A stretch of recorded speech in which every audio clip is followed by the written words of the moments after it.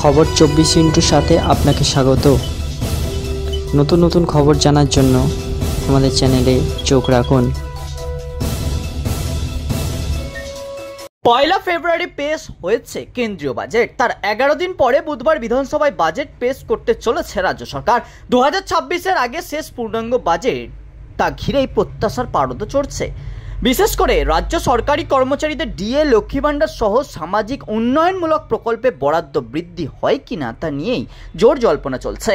প্রসঙ্গত 2021-এ তৃতীয়বার ক্ষমতায় এসে প্রতিশ্রুতি মতো বাংলায় লক্ষ্মী ভাণ্ডার প্রকল্প চালু করেন মুখ্যমন্ত্রী মমতা বন্দ্যোপাধ্যায়। এখন 2 কোটিরও বেশি মহিলা এই প্রকল্পের সুবিধা পান।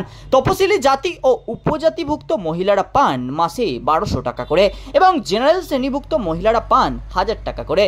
তাদের প্রত্যাশা মূল্যবৃদ্ধি বাজারের সঙ্গে পাল্লা দিয়ে চলতে এবারে লক্ষ্মী ভাণ্ডারের ভাতার অঙ্ক বাড়ানো হোক। এদিকে গত লোকসভা নির্বাচনের আগে রাজ্যের বাজেটে সরকারি কর্মচারীদের ডিএ বৃদ্ধির ঘোষণা করেন অর্থ দপ্তরের দায়িত্বপ্রাপ্ত মন্ত্রী চন্দ্রিমা ভট্টাচার্য। তবে ডিএর ক্ষেত্রে কেন্দ্রের সঙ্গে রাজ্য সরকারি কর্মচারীদের ফারাক এখনও 32%। এবার রাজ্য বাজেটে কি তেমন কোনো ঘোষণা থাকবে? আবাস যোজনা, 100 দিনের কাজ এবং কর্মসংস্থান, রাজ্য বাজেটে এই সমস্ত বিষয়গুলি কতটা জায়গা পায় তা নিয়েও কৌতূহল রয়েছে জনমানসে।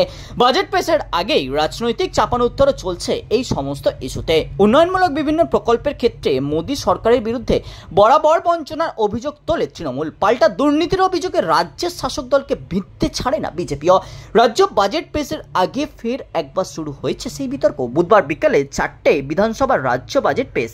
তাতে চা শ্রমিক সহ উত্তরবঙ্গের বিভিন্ন ক্ষেত্রের জন্য বাজেট বরাদ্দ কী করা হয় তা নিয়েও কৌতূহল রয়েছে সাধারণ মানুষের মধ্যে। ব্যুরো রিপোর্ট, খবর 24/7।